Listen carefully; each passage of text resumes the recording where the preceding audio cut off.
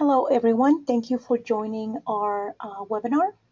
Today's webinar will be a reporting guidance for the marriage license grant, which is original name and official name is Victims of Domestic Violence. We know this program as marriage license. So thank you again for coming to our meeting, and we will begin this presentation.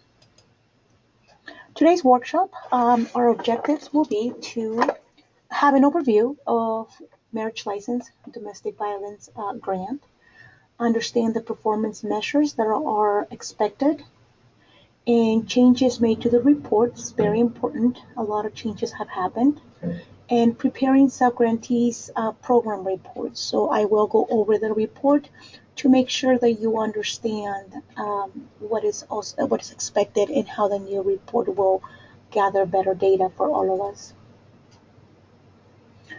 We're going to go right onto the overview. Okay, I have provided you the citations of Chapter 217, which is our guidance for this program. Please, it is very important that you know the guidelines, your regulations, and your requirements when completing this program. And when you have any questions, please refer to the citations. You can always refer to us, but we will be asking you, did you check the citation? Did you check NRS 217 point? Because it is important that we all are aware and familiar with our processes and our regulations. Program services. Okay, the program services for marriage license, which I say that's not the official name, but that's what we are going to be calling it. It's to provide shelter to victims on a day-to-day basis. So, this is mostly for victims, domestic violence victims. So we will cover shelters. This grant covers telephone services, so the hotlines, legal assistance, any referrals of victims or secondary victims. All these services are covered under this program.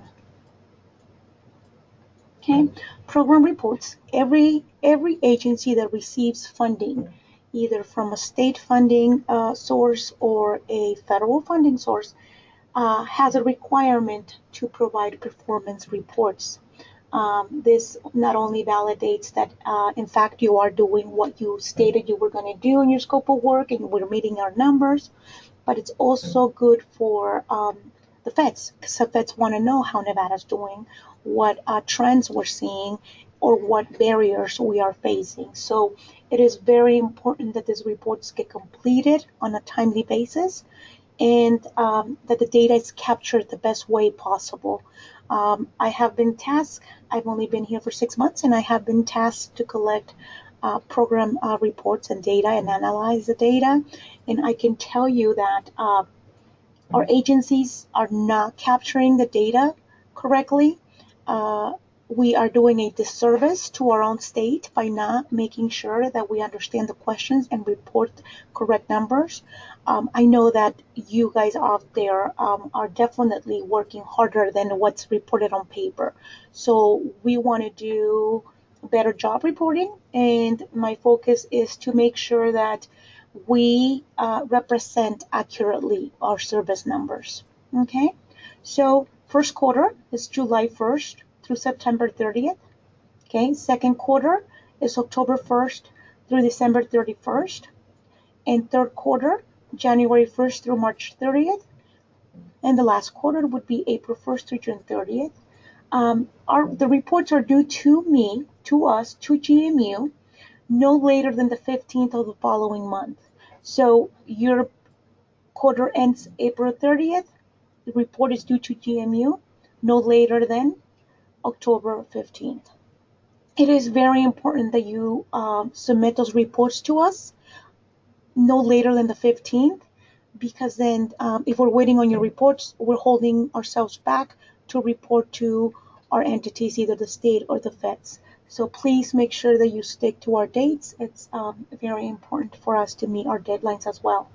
Okay, I do want to make a comment, and I want to make sure that we understand that for the first quarter, Okay, marriage license is a state-funded program.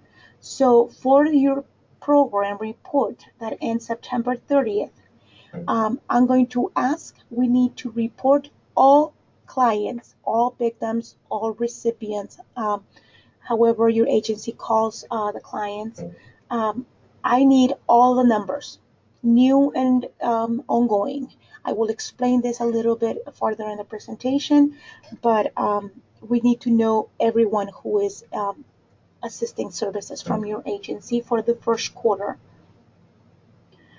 Okay, report changes. Okay, don't be scared. It is really different, but it's also very easy to complete. And again, is also very beneficial.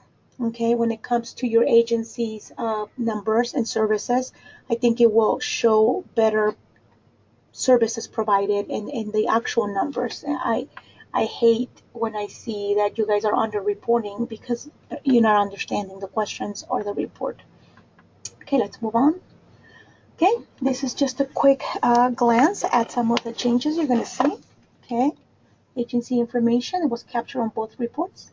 Number of clients served was captured on both reports. Type of clients was captured on both reports. The demographics, we were not capturing it. Shelter services were captured.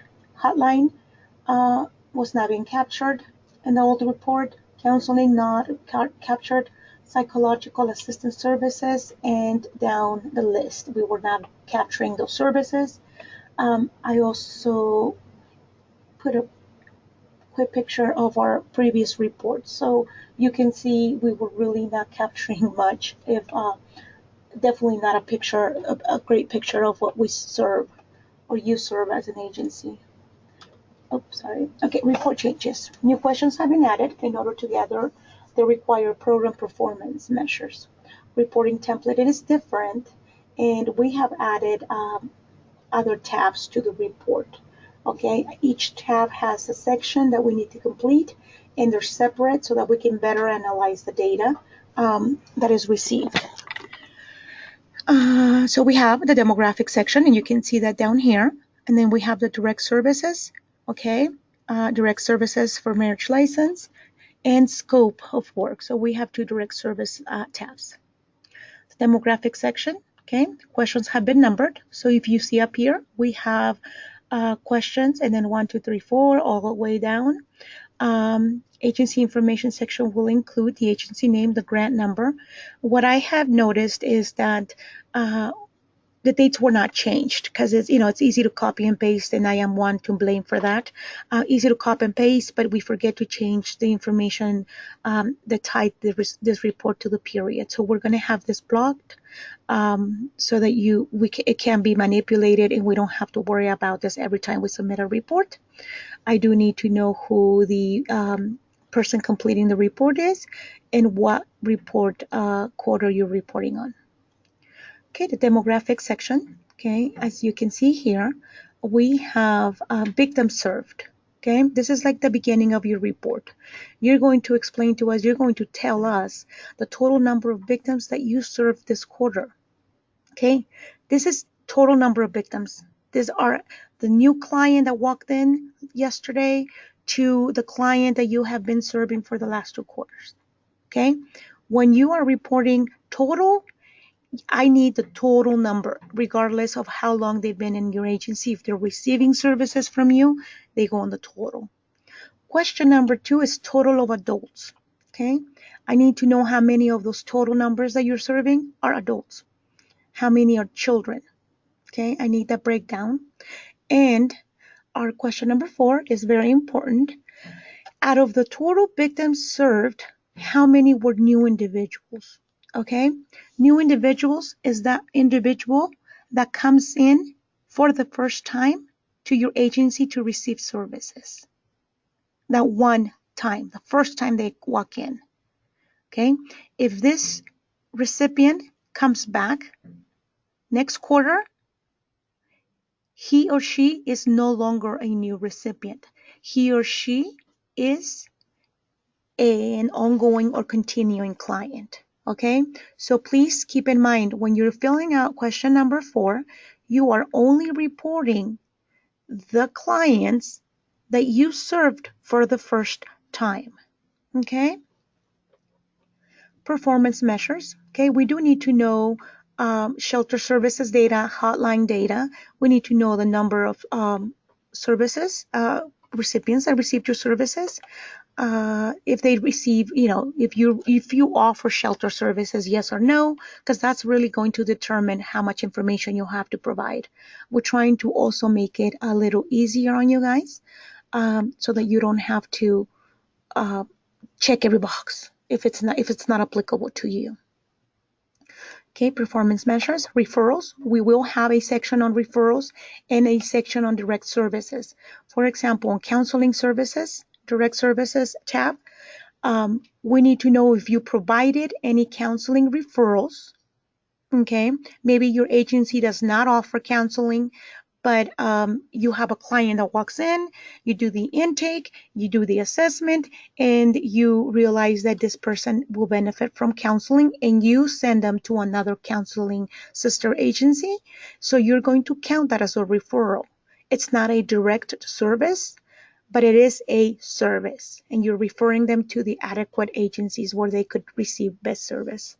Okay, number of adults, number of children, number of victims, secondary victims. It's very important that we know and can define if they're first victims, direct victims, or secondary victims for our data. And we have the same section for counseling services, but these are direct services. Again, the question will always begin with does your agency provide, okay, this type of service? So yes or no. If you say yes, the following boxes will turn green, meaning you have to add information. Okay, if it's a yes, it will go green. Green means go. So we need data numbers in those boxes. If you mark no, it's going to turn gray, which means you don't have to address this section because it's not applicable to your service agency. Okay. Educational presentations. It's very important that we capture that information. I know that a lot of you out there are conducting educational services. You guys are talking to parents, talking to people about, recognizing the signs of violence.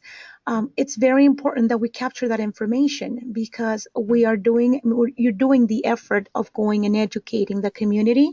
So I do need to know if you provided any educational services, where were they provided, number of participants that attended, and the number of educational events that you attended. Okay, if you go to the fairs, I want to know that you were there, what fair, where, how many people did you address?